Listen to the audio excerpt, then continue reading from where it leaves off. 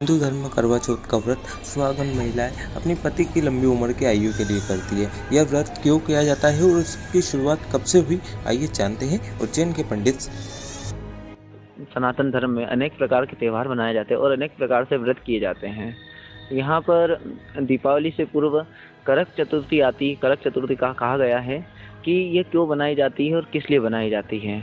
वहाँ पर सनातन धर्म में भारतीय महिलाएं अपने पतियों को परमेश्वर की तरह मानती हैं तथा उनकी लंबी उम्र के लिए उन्हें अनेक प्रकार से वे व्रत करती हैं। उसी प्रकार का एक व्रत यहाँ पर करवा चौथ का, जिसे करक चतुर्थी कहा जाता है।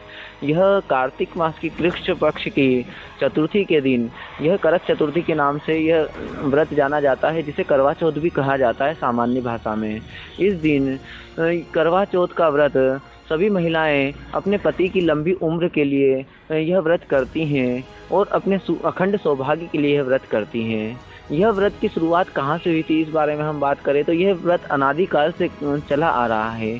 कहा जाता है कि जब देव दानव युद्ध चल रहा था, उस समय अपनी पतियों की रक्षा के लिए देवताओं की स्त्रियां भगवान ब्रह्मा जी के पास में गई। उनसे अपने पति की लंबी आयु के लिए उपाय उनसे जानने लगी। तो ब्रह्मा जी ने उन्हें कहा कि आप करक चतुर्थी का, करवा चौथ का व्रत करें, जिसके करने से आपके सौभाग्य की वृद्धि होगी तथा आपके पतियों की उन्हें लंबी आयु प्राप्त होगी। इस प्रकार ब्रह्मा जी के कहने पर सभी देवियों ने अपने पतियों की प्राण की रक्षा हेतु तथा उनके लंबी उम्र के लिए करक चतुर्थी का व्रत किया। इस प्रकार ये अनादिकाल से व्रत चला आ रहा है। उसी संबंध में आज तक हमारे भारतवर्ष की हिंदू धर्म सनातन को मानने वाली महिलाएं अपने पतियों को ईश्वर के स्वरूप मान कर करक चतुर्थी का व्रत करती हैं। ये करक चतुर्थी 20 अक्टूबर